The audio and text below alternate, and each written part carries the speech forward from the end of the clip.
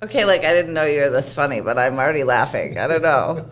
How are ya? I'm great. How are you? I'm so good. Thanks for coming on the old podcast. Appreciate it. Thanks for letting me come and join. Yeah. Never been on a podcast before, so kind of excited. This is your inaugural experience on a It is. podcast? It is. Ah, very interesting. So Jim, tell us a little bit about why you are a commercial real estate broker. Where did it all start? Where did it all start? Started a long time ago.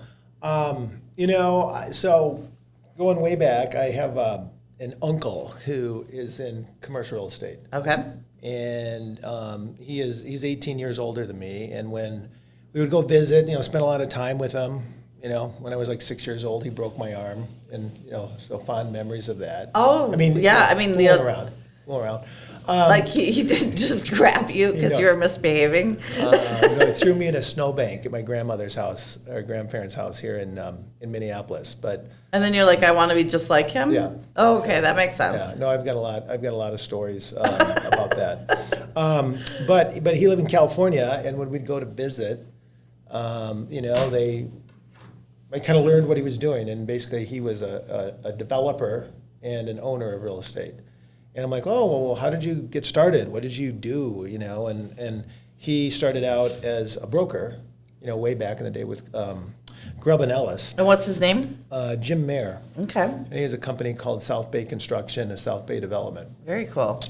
In kind of the San Jose, Silicon Valley area. But anyway, he did that, and then, like when I was in high school and college, we go visit. He'd take me to planning commission meetings once in a while, which I didn't know what any of that was, but kind of got an interest in that, in commercial real estate, or just exposure. I mean, it seems like a lot of people in our industry, you get exposed to it some way through family, a friend, a neighbor. Yeah, I mean, it's hard to know anything about it if you haven't been exposed. It's kind of rare to see have someone go into this industry that there isn't a family member somehow. And a lot of times people come along and they said, I didn't even know this industry existed, right? Until I met somebody and they're like, oh, wow, and get exposed to it. So anyway, he, that's where he got started. My idea was, wow, that'd be interesting to get into commercial real estate, and I'd like to become a developer and owner like him. But here I am, 38 and a half years later, still at CB. So I haven't made that transition. You must be happy. Yeah, well, one of my good qualities, I like how your best qualities and worst qualities are kind of the same. Yeah. And sometimes. Totally. So like mine, I guess in one sense is loyalty. Yeah. And I've been at CBRE for, my entire career. Gone through different name changes and whatnot, but just have, and there's ups and downs, right? And for sure. Especially. Straight line. Yes. But I just have that loyalty, and then and then too, what else? I never made that transition. I maybe intended to, but and even I don't know. Historically, my father worked at his job for 40 years. My brother started a marketing company here in Minneapolis that he's done ever since college, and so I don't know. It's just kind of in your blood, maybe to be kind of adverse to change, apparently. Yeah. Well, I mean, I think. I think of you as someone who, like, literally, I said this earlier, like, knows every tenant and knows every building, in your market. Like, if you want to know something, you just call Jim. Like, that's the beauty of doing something for so long. But you also are you're really invested, and you make it your job to kind of know everything, don't you think? Well, yeah, and it comes from where I started at CB back in the day. It was called the Data Bank, and now it's basically market research. But I just have all these memories back then when I started in the Data Bank, and I drive down the freeways, and at the time as my girlfriend, which is now my wife, and I go, someday I'm going to know everybody who owns this building, who they own it, and then and where they are located.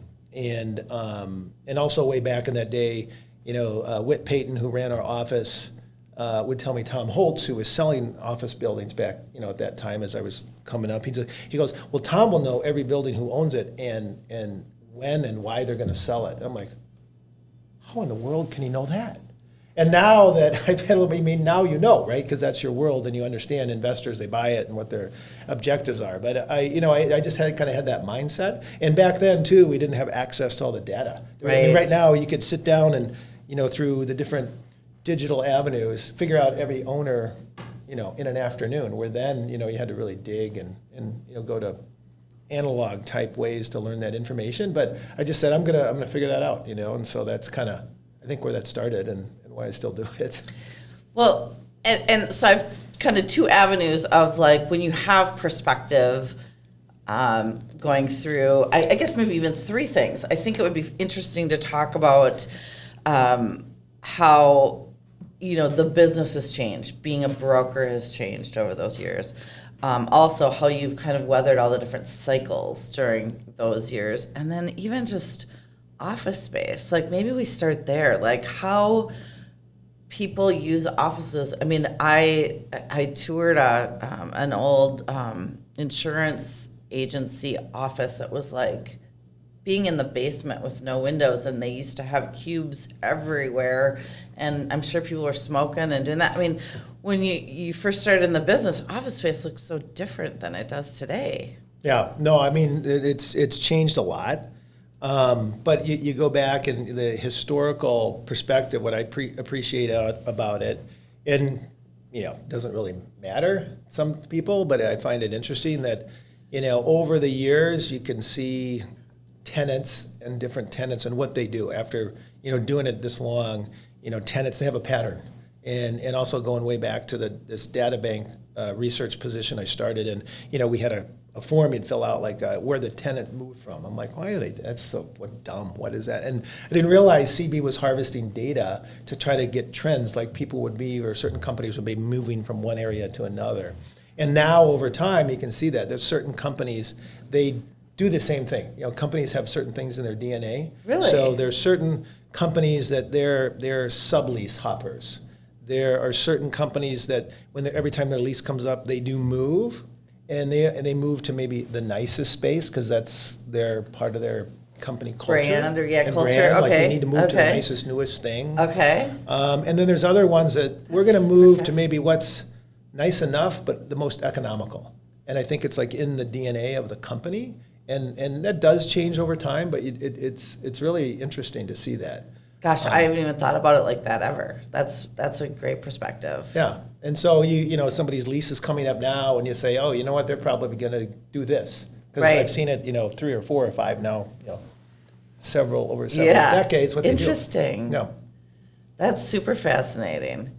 And then I think just like the quality is, of the nicer spaces. They just keep getting nicer, right? They have to kind of because they've gotten so expensive. Well, right? it's gotten expensive and competitive. Okay. And the thing Competitive now is a good- that is a good is reason. very much a trend, right? You see it in spaces where they're getting the space built out in an office building. They'll put the ceiling in, make it more of an industrial look and the polished concrete, those types of things. Yeah. Where when these buildings were built, many of them, 20, 30, 40 years ago, if you would have told that developer, like, okay, we're not going to put ceiling tile in here and you can expose and show all the HVAC, they'd be like, what are you talking about, right?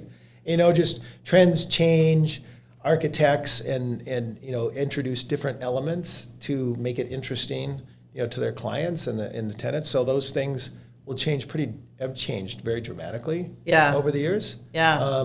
And then in the world now we're in the office sector, it's highly competitive for tenants. And so the buildings, what do they do to be relevant and to win deals? There's the location, there's the economics, there's the aesthetics, there's the amenities. And all those things are a combination. And then you have to, layer that in with the particular company that's coming through the door. And then, you don't always know, but if you do have some of the historical perspective, this is what's important to that tenant, and then you figure out if you've got the building, because most of what I do is agency leasing of office buildings, Yeah. And then you have to craft a deal that kind of, meets their objectives, because not, everyone's objective isn't the same. Right. And so how are you coaching your clients to position their buildings today? I mean, how much influence do you have over that? It depends on the client. It depends on, sometimes they have their way of doing it, and they're saying, this is what we're doing. Other times, what's great when they look at you as your trusted advisor of you make the recommendations, particularly if they're a client that's not in the market, right? You have to be their eyes and ears. And, a couple examples, one example, a building we work on, the owner and previous owners had done a great deal of renovation in the building, but on certain floors, and then like the lower level had some amenities on it, but they didn't finish it. They just kind of went, we ran out of money and didn't do that. And we had a fair amount of space available in the building. And so we ended up calling that lower level the graveyard, because the tours went great, everything's going on really well, and then we get down there and then all the deals died. And so we give that feedback to the owner, because after we said, hey, we need to spend this money, but then after you have 5, 10 pretty large tenants say, we're out, then they go, okay. And then they go spend the money. And then we leased it up. And we leased up the building, and it's like, oh, hello. So it works. It works. Yeah. So that's a big thing we do. You take feedback from the marketplace, and that's really good, the data and the feedback from tours, from brokers, from tenants. And then you give that to the owner, and then hopefully they will listen and then execute on that. Yeah. But it's expensive. I mean, an office building, the one thing that people I don't think really fully understand and grasp is that, owning an office building is very capital intensive. It really is, yeah. And to maintain it, not only from the HVAC and all the, maintenance on a building, then there's all the amenities and keeping up the common area fresh. And, I forget who it was, but years ago, somebody made a statement, but really the only people that are only entities that should own office buildings are big institutions that have large sources of money. And that's not completely, true to absolute, but, it takes a lot of money to do that. And then another great lesson learned going back to my uncle in that story, and I didn't appreciate it at the time when he told me this, but he's like, Jim, when your largest tenant leaves your project, and he does mostly industrial, but it translates to office. When your largest tenant leaves, all your equity leaves with them too. Yeah. So, that's true. Right? Because they walk out and now you got to re-tenant the space and do all this and that. And, now when that's happened too, you not only lose that equity, but you lose a tremendous amount of value, right? Because the value in the commercial income and the credit of the tenant that, is very important to that asset. Yeah. So how do you solve for that? Well, you don't want to lose the tenant. But sometimes it's inevitable, right? It might be the tenant that has, again, going back to that company culture that, every time there's a new building built, we go to that. So it's like, unless you're new, and then no, it's also critically important for the buildings, the property management and what, and you still have all the great relationships and touch points, but, people change and things like that. So you can't always keep them. But you try, right? You try your best, and then you just got to anticipate and be ready for what's happening. Yeah. And so how have you weathered all the different cycles that we've gone through? I mean, we've experienced all kinds of cycles, bigger. A lot. Yeah. I mean, and maybe contrast that with where we're at today and kind of what's happening today, which I think is mostly unknown. I think the big uncertainty. Yeah. As I go back, I think if you count this one, or whatever you define as this one, there's been about 6 that I've gone through.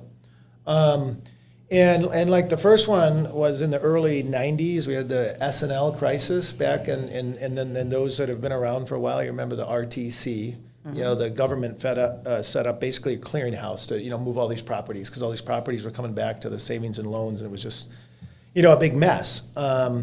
So things slowed down. Leasing was very slow. There's not so much it was uncertainty, but just, there was a lot of value destruction, but people could come along and buy buildings at a great price, right, to get a very nice low basis. Yeah. And then there was still demand. We're still coming into an age where office space was still filling up. It took a little while, but still you knew demand was coming. So people could buy buildings at a very low basis, either spend money to get them, or you could provide low-cost office space and make a tremendous amount of money. That was then. And then another one, which is a great one that, again, depending on how long you've been around, the .com. Yeah, I was going to say right? .com, yep. I mean, in 1999, we're leasing space. Anything that had .com on it was coming through the door. It was abc.com. It was, whatever. yeah. And I never forget, there was a deal we were chasing. It was called, pretty sure it was called radio.com. Okay. So it was like the fourth, to Spotify or things like that, right? It was the internet and doing music over the internet, which, pretty novel. And everybody's chasing that, and companies like that, and we didn't win it. But what happened is, for example, on 394, 1 million square feet of office space was absorbed in 1999, something like that. Wow, that's crazy. 1999, 2000. And then the .com bubble, everything blew up, and then there's 1 million square feet of sublease space on the market. Wow. Yeah. But then it slowly but surely got absorbed. I mean, that's a difference. And then another one that really stands out is the proverbial GFC, 08, 09. And that was really tough because, a lot of people were struggling in our industry. I don't know. It was really tough. Right? And I think at one point my daughter was like, Mom, my coat doesn't fit, but we could go to a secondhand store. You know what I mean? It was right. tough. It was tough. It was tough. And, and there's people you knew that, couldn't pay mortgages and things like that. And it was really tough time. But, so how you weather those, I always looked at, and you look back on your career, you want to have multiple revenue sources of income. Right? That's my total mantra, right? for sure. You guys know that well. Yeah. And everybody's different. Somebody, might have a spouse that works and one that doesn't work, and whatever. But, my wife was working outside the home, as they say, and then we had our third kid, and she's like, okay, that's too much. So she took some time off, to do that. But, so she had a job, I had a job, and then you try to make some investments here and there. So you got these multiple streams, and of one stream, it's like a diversified business, right? A company has diversified income streams. Okay, one goes down, one goes up, you adjust, but you're not out of business. Completely. And in this industry, I mean, you have to have a little bit of a nest egg, just because there's so many ups and downs. Even in a good market, you can go through little droughts. Yeah. But your wife has a pretty cool career. I mean, she does. She's created a pretty cool. Your family's kind of incredible. You've got, I mean, aren't all of your kids doing something just really crazy? I remember when they were all in sports and stuff, and they were all the best at whatever they chose to do. And you've got a pretty cool family. Well, they got probably good DNA from their mother. From you. I thought you were just, No. They all did different things, kind of creative in their, two pretty creatives, and then one our youngest, who was a pretty good athlete. His name is? Matthew. Yeah. So, and then he's now in our industry. He works for the Trammell Crow Company in Chicago. Oh, that's cool. And, so he's learning the development side of the business, which is exciting. And, when I talk to him, he's talking about cap rates and raising equity and, exits. And I'm like, well, who are you? So fun, isn't it? Yeah, so it's great. So that's really, really fun. But, to their mother's chagrin, none of them live here. That's what I think mother's dream or family's dream is, right? Your kids that live close to you. But none of ours do, so. Yeah, I mean, I have one in Chicago and one in Charlotte. What are your other two doing? My oldest son, he lives in Nashville. He's a music. His name is? Nicholas. Nicholas. And he's in the music industry, like a music producer. That's cool. So he lived in LA for 7 years doing that, and then he met his significant other at the moment, which is a great person. I shouldn't say at the moment. Edit that out. No, a wonderful, wonderful woman. And he met her and then moved to Nashville because of her. Cool. And so now he's, he was in the LA music scene doing, music there. Now he's learning more country music, in Nashville. Very cool. And what's your daughter up to? And we have a daughter. She lives in Miami, and she is a ballerina. She's still. So she still does that. So she dances with a professional ballet company there. And her name is Chloe. Chloe.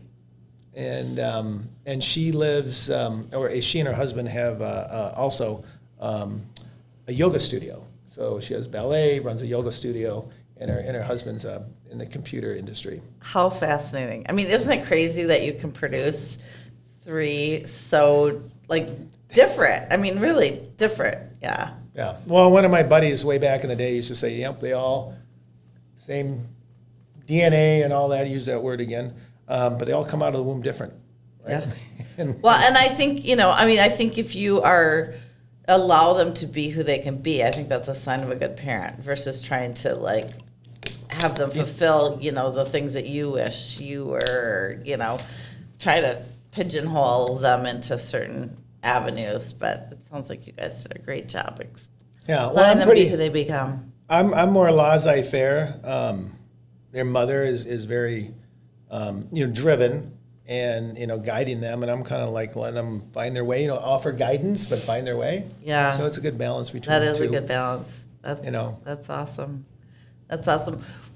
What did you ever have a desire to kind of go off on your own or to do the development thing? Have you toyed with any of those kinds of ideas in the past? Well, not deeply.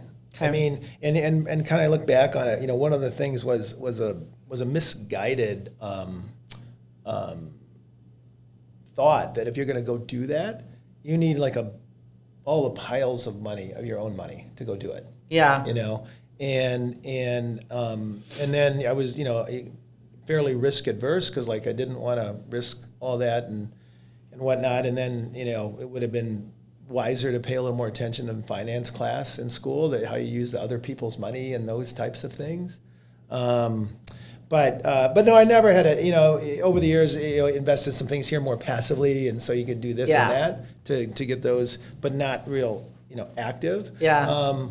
But it's also interesting. You can just look at those and see how they're working, and for sure. If you could offer some advice here and there if they need it, but yeah, lots of different ways to kind of play the game. But I think being in this industry and having it be so fluctuating, and you kind of wake up unemployed every day, it's hard to also then double down on that and go invest in something. Right. And I mean, so we were, I don't ever like to use the word wish or, but there is a lot to be said for, building wealth by owning real estate. And, we consciously made the decision to we had some residential rentals and stuff, but we just weren't going to, go all in, didn't want to have partners, didn't want to have, something go wrong and have invested all of our friends' grandparents' money or something. Yeah.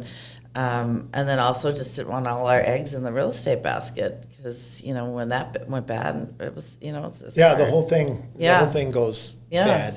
So that and then I also, never got into the office, and I don't know if I was thinking as a conflict of interest, like if you're going to go invest in office buildings and then your client owns the building there too. And so I think that was, another thing that held me back, or because I think you'd have to go, okay, I'm all in or all out, or you kind of make that transition. Right. But that's, probably another area. And then we dabbled some things here and there with some partnerships, and then you learn a lot from it. You do. And I think that it's interesting to kind of explore some of that, but also, the conflict of interest thing.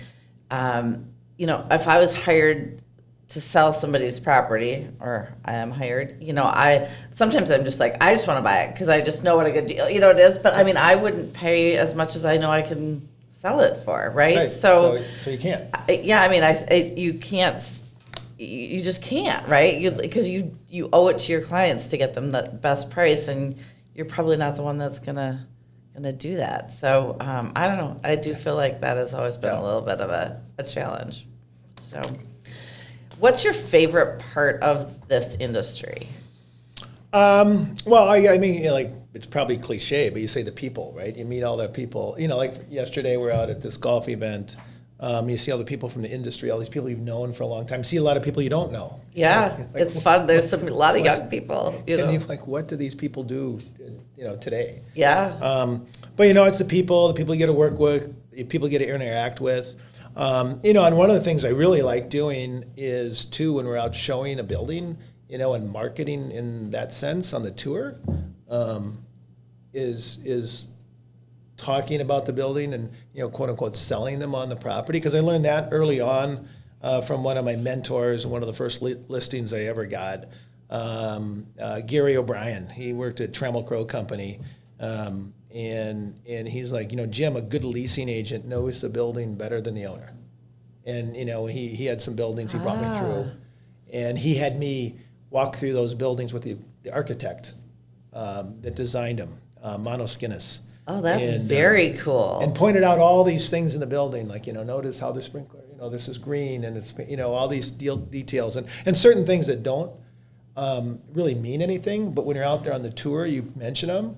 And then it talks about to the quality of the building, and he goes, yeah, that doesn't really mean anything, but the tenant goes to the next building after you pointed out this feature in your building, they go to the next one, they go, wow, they didn't build this building as well.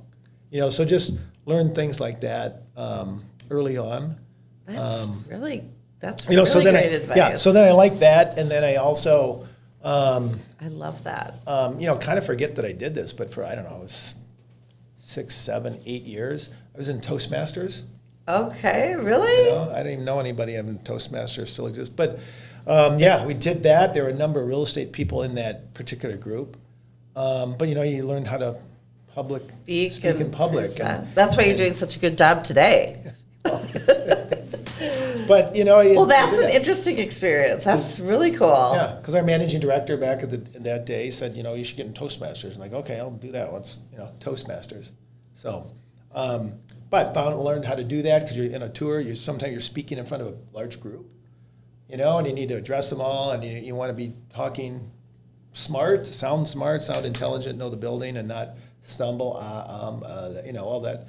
And you know, so I looked at that, and that's pretty beneficial. And you've served on panels and do a great job, like up speaking in front of, you know, hundreds of people, you know, and they say that's people's biggest fear, but. You know, I enjoy that. I mean, I do too. I'm kind of weird. I think that way. Yeah. You know, and well, too, get up there now. You talk in front of them, but make sure you're delivering something they get out of, right? And a nugget of information, and at least hopefully share your knowledge that, you know, helps somebody in some way. Yeah. Well, you have so much knowledge. I mean, I love how you've kind of created this like as a craft that you've perfected. Well, just every day. Like that? Yeah, well, every day you got to try to get better. You're either getting better or you're getting worse at whatever you're doing in life. You know, it's not, you don't all stay the same. And so, you know, you try to get a little better every day. And you know, it's like even when you're working on a deal, you know, it's like every day, you know, if the goal is to get over here, every day just push, right? Yeah, completely.